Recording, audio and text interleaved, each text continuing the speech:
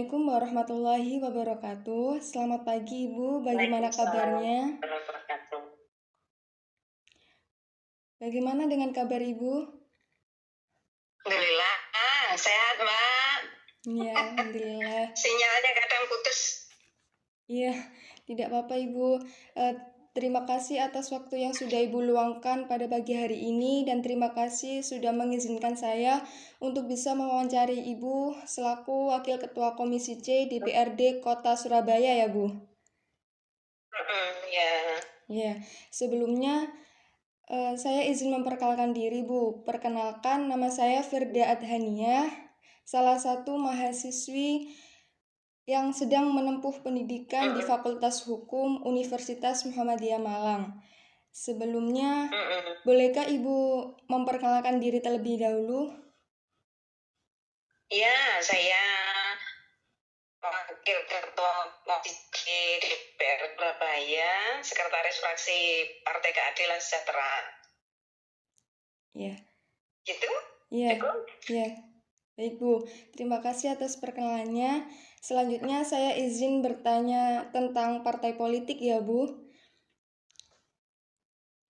Jadi, jika mendengar tentang partai politik, itu tentunya tidak jauh dari tindakan KKN atau yang bisa disebut korupsi, kolusi, dan nepotisme, apalagi yang sedang marak di Indonesia ini. Nah, menurut Ibu, peran partai politik dalam menghasilkan kader yang bersih dari korupsi, kolusi, dan nepotisme itu bagaimana Ibu? Iya, partai politik itu sangat penting untuk menghasilkan kader-kadernya yang kompeten ya, karena dalam politik itu harusnya ada pembinaan, ada pendampingan, ada penting wawasan atau ilmu. Kadang orang terlibat KKN itu karena tidak mempunyai pemahaman yang bagus, artinya ilmunya tidak utuh, ilmunya parsial, sehingga dari sisi knowledge-nya ini juga harus dikuatkan. Nah, di sini peran partai politik itu sangat besar sekali, karena kalau di PKS itu tentunya ada pendidikan, pendampingan, pembinaan yang tidak hanya sekali dua kali begitu ya, tapi konsisten terus dilakukan periodik begitu, dan dalam proses pendampingan, pengontrolan yang kuat. Nah ini sehingga kemarin terlihat betul kalau dari hasil survei riset itu PKS minimalis sekali dalam hal KKN, hampir 0% ya. Nah, itu merupakan salah satu bukti bahwa PKS konsisten dengan pendidikan, pelatihan, pendampingan, controlling terhadap seluruh kadernya. Jadi bagaimanapun juga, partai politik itu peranannya sangat luar biasa untuk menghasilkan kader-kader atau politikus-politikus yang bebas dari KKN. Gitu. Ya, baik. Selanjutnya, kan sekarang ini banyak berita-berita kalau beberapa pejabat atau kader itu rawan terjerat korupsi. Nah, menurut Ibu bagaimana cara untuk mencegah kader terjerat korupsi tersebut dan apa fungsi partai politik dalam menanggulangi korupsi tersebut, Ibu? Iya. Jadi tadi ya, untuk mencegah tadi pendidikan politik sangat penting.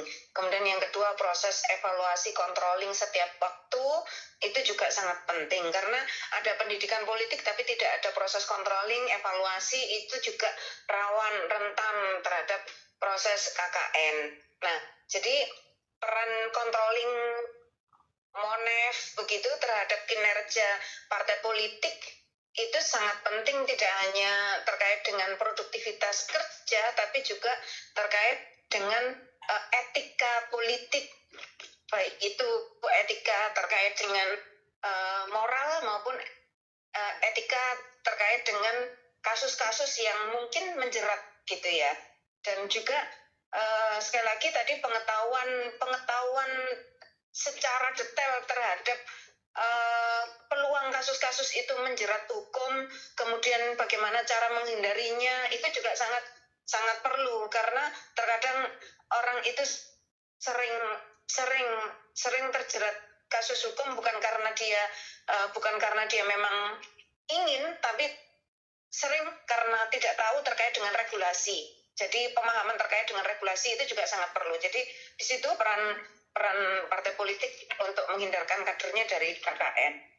Ya, baik Bu, mungkin cukup itu saja dikarenakan waktunya yang tidak sekali lagi terima kasih Ibu sudah meluangkan waktu Ibu pada pagi hari ini, yang dimana Ibu juga akan melakukan aktivitas Ibu pada hari ini. Semoga aktivitas Ibu dilancarkan selalu dan Ibu diberi kesehatan, perlindungan, supaya bisa menyalurkan dan memberi kebaikan kepada seluruh masyarakat lain ya Bu. Demikian dari saya. Apabila ada salah kata, mohon maaf sebesar-besarnya ya Ibu. Terima kasih. Assalamualaikum warahmatullahi wabarakatuh.